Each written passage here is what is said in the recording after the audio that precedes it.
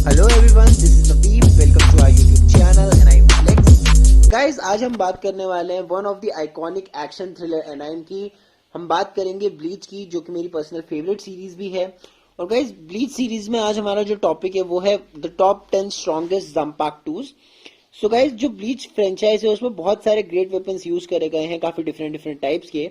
लेकिन जो जंपाक्टूज हैं, वो जो शिमिगामीज हैं, उनका मेन और मोस्ट यूज्ड वेपन है। तो जंपाक्टू को हमें दिखाया गया है सबको यूज करते हुए और जंपाक्टू के साथ ट्रेनिंग करते हुए।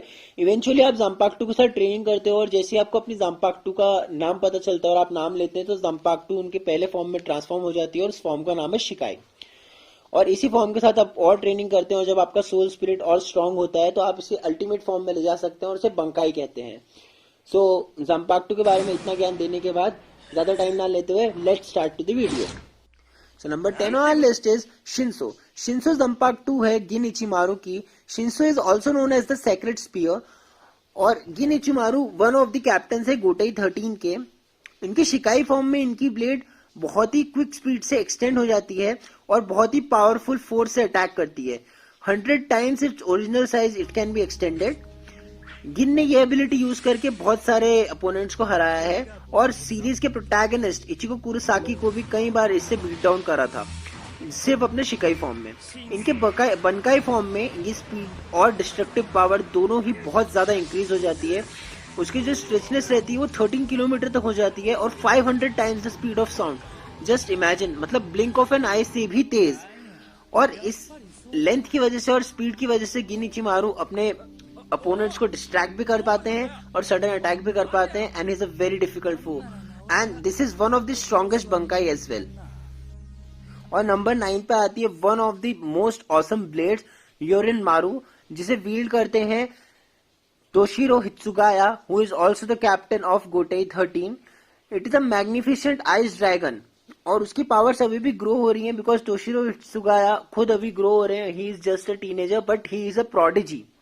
उनका शिकाई इतनी फियरसम है, लेकिन जब वो अपनी बंकाई एक्टिवेट करते हैं, वो वाटर को, जो एयर में वाटर है, उसको भी आइस में कन्वर्ट कर सकते हैं। इवन अपने आइस डबल्स क्रिएट कर सकते हैं और अपने आइस डबल क्रिएट करने की वजह से अपने दुश्मनों से बच सकते हैं और स्नीक अटैक भी कर सकते हैं। सो टोशिरो हित्सुगाया इस लिस्ट में और योरिन मारू इस लिस्ट में हमेशा ऊपर जाने के चांसेस रहते हैं, लेकिन क्योंकि ही इज स्टिल यंग इसलिए ये लिस्ट में इतना ऊपर नहीं है, जस्ट 9th नंबर पे अभी के लिए। और अब बात करते हैं एक ऑसम जंपाक्टू से बात करते हैं, the smallest zanpakuto I have ever scene.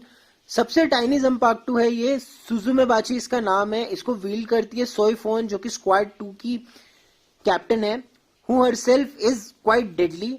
उसे ट्रेन करा गया है, असैसिनेशन में वो ट्रेन हुई है और सुजुमे बाची की यूज करने के लिए एक परफेक्ट कैंडिडेट बनती है। उनका जो शिकाई फॉर्म है वो एक स्टिंगर में है, जो अपने फिंगर में लगा लेती है, मिडिल फिंगर में। और किसी को भी अगर एक ही जगह पे वो 2 बार बटरफ्लाई मार्क देती है तो उसकी इंस्टेंट डेथ हो जाती है। This is really scary power because अगर आप एक ही जगह पे 2 बार टच हो जाओ तो आपकी डेथ हो जाएगी on the spot. On with the power of Soi Fon and his agility बचना बहुत ही मुश्किल है। अब बात करते हैं आशिसोगी जीजो की, जिसे मायूरी कुरुत्सोची यूज करते हैं, जो कि 12th डिवीजन के कैप्टन है, प्लस जो हेड ऑफ टेक्नोलॉजिकल डिपार्टमेंट भी है। ये ब्लेड बहुत ही ज्यादा ट्रिकी है क्योंकि सबसे पहले तो इसमें बहुत सारे चेंजेस करे गए हैं और बहुत सारे डेवलपमेंट करे गए हैं मायूरी के द्वारा।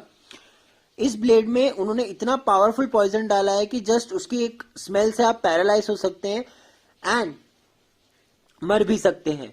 ये जब अपने बंकाई फॉर्म में आती है तो बहुत ही बड़ा एक जाइजेंटिक है बेबी हेड बन जाती है और कैटरपिलर की बॉडी हो जाती है और इतनी पॉइजनस ब्रेथ है कि आपकी बॉडी भी वो हो सकती है, मेल्ट हो सकती है। लेकिन मायूरी को नहीं असर होता क्योंकि मायूरी ने पहले ही एंटीडोट्स बना रखे हैं। वो जितने भी पॉइजन ट्राई करते हैं उसके एंटीडोट्स पहले ही बना लेते हैं और ये बहुत ही खतरनाक है। लेकिन ये इसमें कैप्टन कुरुत्सोची ने एक वो डाल रखा है, फीचर डाल रखा है कि अगर उन्हें ऐसा लगता है कि बहुत ज्यादा खतरनाक हो रहा है तो वो सेल्फ डिस्ट्रक्ट कर देते हैं और फिर रिक्रिएट कर देते हैं। सो वैसे अगर एक मैड साइंटिस्ट के पास ऐसा हथियार हो तो आप समझ सकते हैं, but still he is the captain and this Bankai is one of the powerful Bankai and one of the trickiest Bankai.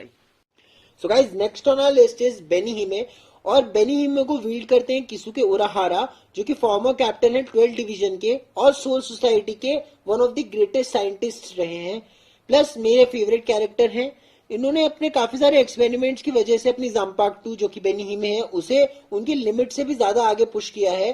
काफी कुछ ये मायूरी से सिमिलर है, लेकिन अगर मैं बोलूं 1 to 10 की स्केल पे तो ये मायूरी से ज्यादा समझदार है। और किसी भी दिन मैं उराहारा को चूज करूंगा मायूरी के ऊपर। इनके शिकाई फॉर्म में बेनी हिमे एक क्रिम्सन ऑरा प्रोड्यूस करती है जिसे उराहारा अपने विल के तौर पे यूज कर सकता है।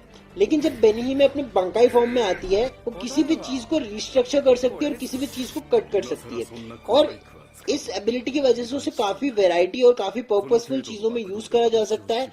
वो किसी भी चीज को स्टिच कर सकती है, वो किसी भी चीज को हील कर सकती है और ऑफेंसली वो किसी भी चीज को रिप कर सकती है। और ये बेनी हिमे मॉलिक्यूलर लेवल पे काम करते हैं। जस्ट आप समझ सकते हैं कि इतना इनक्रेडिबल अमाउंट ऑफ डैमेज होगा अगर आप मॉलिक्यूलर लेवल पे किसी चीज को रिप अपार्ट करेंगे। सो गाइज नेक्स्ट पे चलते हैं और नेक्स्ट है नोजा राशि। और नोजा राशि जो जंपाक्टू है वो पूरी सीरीज में one of the most powerful और रॉ पावर टैलेंटेड विल्डर के पास है। और इस विल्डर का नाम है केनपाची, जराकी केनपाची। और जराकी केनपाची की तरह ही नोजा राशि बहुत ही स्ट्रेट फॉरवर्ड ब्लेड है। उसका सिंपल काम यही है कि जो केनपाची का इमेंसली डिस्ट्रक्टिव पोटेंशियल है उसे और ज्यादा पुश करना। जब अपने शिकाई फॉर्म में होती है तो नोजा राशि बहुत ही मैसिव और पावरफुल हो जाती है और इतनी पावरफुल हो जाती है कि वो स्पेस के थ्रू भी कट कर सके। Just imagine the power. और जब केनपाची अपनी बांकाई में टर्न होता है तो वो डीमन जैसा एक क्रीचर बन जाता है जो कि बहुत ज्यादा पावरफुल और बहुत ज्यादा क्विक है। उनकी स्किन पूरी रेड हो जाती है और वो सिर्फ अपने ब्लड इंस्टिंक्ट पे रिएक्ट करते हैं। Like any moving thing in front of him he will destroy it in minutes. अगर मैं कंपेयर करूं तो मच लाइक नारुतोस क्यूबी मोड, जब उसे कुछ समझ नहीं आता, जब वो कंट्रोल नहीं कर पाता नाइन टेल्स को, तो कुछ वैसा लेकिन more powerful.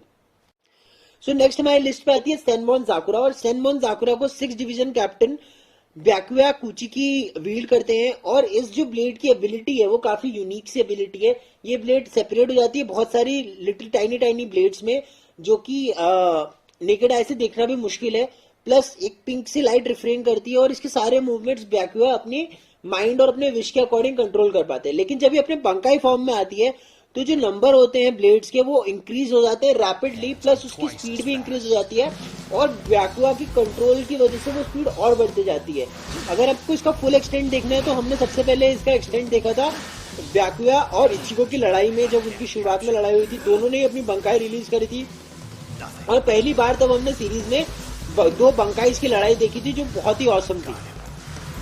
So guys top 3 में आ गए हम और टॉप 3 जंपाक्टूस की बात करेंगे। जो नंबर 3 पे आ रही है वो है जानगेत्सु। और जानगेत्सु है सीरीज प्रोटैगनिस्ट इचिको कुरोसाकी की जंपाक्टू। सो गाइस इसकी जंपाक्टू की जो पावर है इचिको की वो काफी स्ट्रेट फॉरवर्ड और सिंपल है। मच लाइक केनपाचीज, जानगेत्सु इचिको की पावर और स्पीड दोनों को ही इनहेंस कर देती है। जानगेत्सु एब्जॉर्ब करती है इचिको का spiritual pressure which is quite a spiritual pressure, condense करती है उसे एनर्जी में फॉर्म करती है और इचिको की जो पावर्स है उसे बूस्ट करती है।